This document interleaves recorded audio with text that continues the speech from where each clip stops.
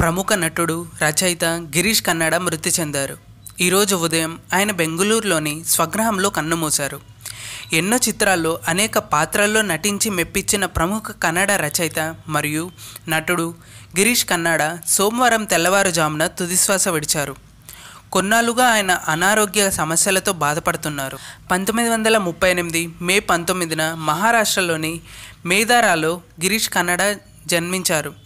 పలు తెలుగు చిత్రాల్లో ఆయన విలక్షణ పాత్రలు పోషించారు. ఆనంద భైరవి, శంకర్దాద ఎంబీబీఎస్, ధర్మచక్రం, రక్షకుడు, ప్రేమికుడు వంటి పలు చిత్రాల్లో నటించారు. గిరీష్ కన్నాడ కర్ణాటకకు 7వ జ్ఞానపీఠ పురస్కారం అందించి కన్నడ సాహిత్యానికి వన్నెలద్దిన ప్రసిద్ధ నాటక సాహిత్యవేత్త. భారతదేశంలోనే నాటక సాహిత్యంలో విశిష్టమైన రచనలు కావించినందుకు జ్ఞానపీఠ్ పురస్కారం అందుకున్న మొట్టమొదటి నాటక సాహిత్యవేత్త కూడా గిరీష్ కన్నాడ కావడం విశేషం. కన్నడ, హిందీ, తమిళ్, తెలుగు భాషల్లో గిరీష్ కన్నాడ నటించారు.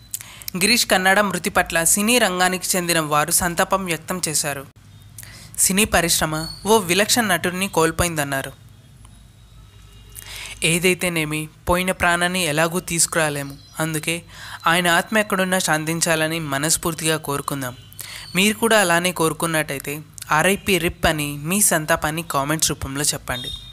ఈ వీడియో మీకు నచ్చినట్టయితే లైక్ చేసి మన ఛానల్ సబ్స్క్రైబ్ చేయండి. Thanks for watching. ఏంటండి, వీడియో నచ్చిందా?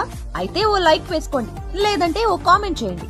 ఎప్పటికప్పుడు మా వీడియోస్ చూడాలంటే సబ్స్క్రైబ్ చేసుకోండి.